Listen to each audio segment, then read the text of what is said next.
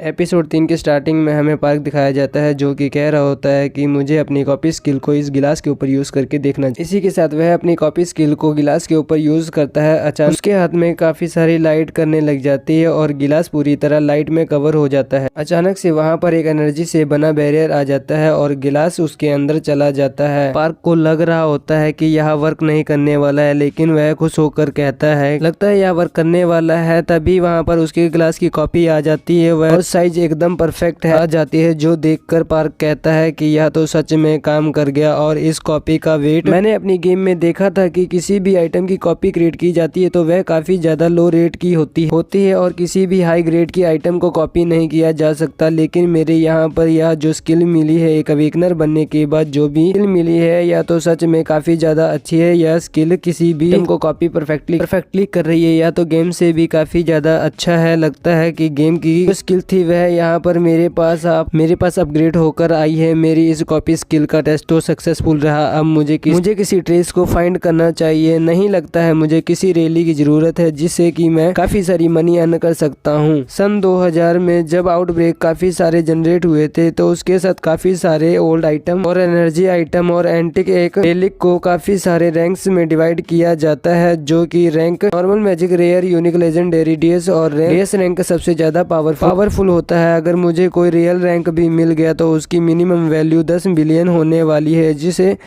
कि मुझे काफ़ी सारी मनी मिलने वाली है। इन सभी एंटिक की मदद से मैं अपनी एबिलिटीज़ को काफ़ी ज़्यादा हद तक लेवल अप कर सकता हूँ। यह मेरी पूरी ज़िंदगी बदल देंगे और ये तो सब मुझे काफ़ी ज़्यादा रिच बना देंगे। लेकिन इनके साथ काफ़ी सारे ओल्ड ऑब्जेक्ट हैं जिनकी पहचान करना काफ़ी हद तक मुश्किल है। सिंगल अवेकनर्स इसे बिल्कुल भी एनालाइज नहीं कर सकता है इन सभी रेलिक को। लेकिन मुझे पता है मुझे क्या करना है, क्योंकि मैं जब अवेकनर गेम को खेला करता था तब मेरे पास एक स्किल थी जिससे कि मैं किसी भी आइटम को आइडेंटिफाई कर सकता था। मेरे पास एक स्किल है जो कि एक एनालाइज स्किल है। उसकी मदद से मैं अपने किसी भी आइटम को एनालाइज करके उसके बारे में पता कर सकता हूँ वह रियल है या नहीं, उसका रैंक क्या है। अब हमें दिखाया जाता है पार्क एक टैक्सी में बैठ चुका होता है। वह टैक्सी से एक एंटिक शॉप पर आ चुका होता है। एंटिक शॉप पर चलो अब देखते हैं आखिर यहाँ पर मुझे कौन कौन से रेलिक मिलने वाले हैं। वह कहता है मुझे इसी प्लेस की जरूरत है, यहाँ मेरे घर के सबसे ज्यादा नजदीक है। 3 घंटे बाद का सीन दिखाया जाता है जहाँ पर उसके हाथ में एक रिंग होती है और वह कह रहा होता है कि यह आइटम तो सच में काफी ज्यादा रेयर है।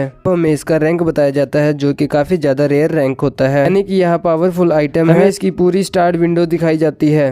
इसे यहाँ पर नहीं होना चाहिए था लेकिन यहाँ मुझे मिल गया तो मेरे लिए काफी ज्यादा अच्छा है, जो कि काफी ज्यादा अच्छी होती है। देखकर पार्क काफी ज्यादा खुश हो रहा होता है और वह कह रहा होता है यह तो बिल्कुल रियल है और मुझे इस जैसे और भी आइटम मिले हैं। दिखाया जाता है उसके पास और भी कुछ आइटम्स होते हैं। वह कह रहा होता है कि मेरी एनालाइज स्किल की मदद से मुझे काफी सारे आइटम मिल गए हैं जो कि काफी पावरफुल है। हमें दिखाया जाता है पार्क शॉपकीपर के पास जा चुका होता है और वो उन सभी आइटम्स के बिल बनाने के लिए शॉपकीपर से कह रहा होता है। शॉपकीपर उससे कहता है कि आज की मॉर्निंग के तुम हमारे पहले कस्टमर हो। पार्क कहता है मुझे एंटिक शॉप पर जाना काफी ज्यादा पसंद है, इसलिए मैं यहाँ से इतने सारे आइटम्स परचेज कर रहा हूँ। इसी के साथ वह उन सभी आइटम को लेकर शॉप से बाहर आ जाता है। तभी उसे उसके बॉस की कॉल आती है। मन में कहता है कि मुझे इसकी परवाह करने की जरूरत नहीं है और वह कॉल उठा लेता है। उसका बॉस उसे कह रहा होता है क्या तुमने आज का टाइम नहीं देखा है, और वह कॉल उठा लेता है। उसका बॉस उसे कह रहा होता है क्या तुमने आज का टाइम नहीं देखा है, तुम अभी तक यहाँ ड्यूटी पर क्यों नहीं आए हो। तभी पार्क उसको कहता है अब मुझे तुम्हारी कंपनी में काम करने की जरूरत नहीं है क्योंकि तुम अपने एम्प्लॉयज की बिल्कुल भी रिस्पेक्ट नहीं करते हो। उसका बॉस उसे गाली देता है, कहता है आखिर तुम क्या बोल रहे हो, तुम अपनी सैलरी नहीं लेना चाहते हो। और वह कहता है कि आखिर तुम क्या बोल रहे हो, तो क्या तुम्हें अपनी सैलरी नहीं लेना है। अगर तुम हमारी कंपनी को छोड़ते हो तो मैं तुम्हें बता दूं कि कोई दूसरी कंपनी नहीं है जो कि तुम जैसे को रिक्रूट करने वाली है। यह सुनकर पार्क को काफी ज्यादा गुस्सा आता है और उसे गाली देता है। वह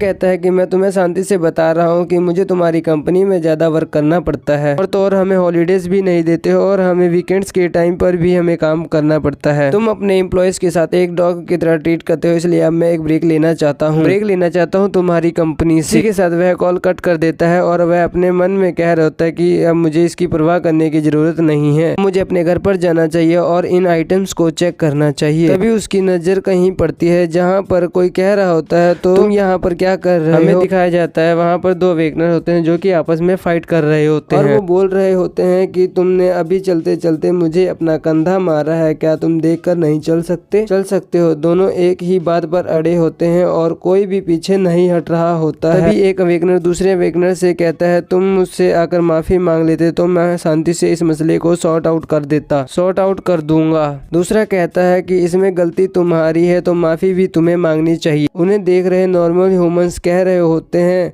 कि आखिर यहाँ पर यह सब क्या हो रहा है। दोनों अवेकनर्स हैं लेकिन यह दोनों यहाँ पर फाइट करते हैं तो यह हमारे लिए काफी ज्यादा डेंजरस हो सकता है, क्योंकि उनकी फाइट में अगर हम जैसे ह्यूमंस आते हैं तो हम काफी ज्यादा इंजर्ड हो जाएंगे। इसलिए वह सभी लोग उन दोनों अवेकनर से काफी ज्यादा दूर खड़े हो जाते हैं। भी उन सभी के बीच में खड़ा होकर उन दोनों अवेकनर्स को देख रहा होता है। वह दोनों अवेकनर्स एक दूसरे से दूर हो जाते हैं और दोनों ही अपनी एबिलिटी को अपने हेड के ऊपर एक्टिवेट कर लेते हैं अपनी एबिलिटीज को अपने हेड के ऊपर एक्टिवेट कर लेते हैं। वह एक दूसरे को गाली देते हुए और एक दूसरे पर अटैक कर देते हैं। तभी दिखाया जाता है वहाँ पर वही लेडी आ जाती है, उन दोनों के अटैक को रोक कर उन दोनों को दूर फेंक देती है और वह उनसे कहती है अवेकनर्स आपस में फाइट नहीं कर सकते, तुम हमारे लॉ को तोड़ने की कोशिश कर रहे हो, तुम्हें एक बार फिर से हमारे रूल्स को पढ़ना चाहिए, नहीं तो यहाँ पर काफी सारी डिस्ट्रैक्शन फील हो सकती है। मैं इस बार तुम्हें जाने देती हूँ लेकिन तुम्हारे साथ दोबारा ऐसा हुआ तो मैं तुम्हें जेल में डाल दूंगी। लोग उस लड़की को देखकर कह रहे होते हैं कि यह तो सच में काफी ज्यादा प्रीटी और काफी ज्यादा कूल है। एक बंदा कहता है कि आखिर यह कौन है, तभी दूसरा बंदा उससे बताता है कि आखिर यह कौन है, तभी दूसरा बंदा उसे बताता है कि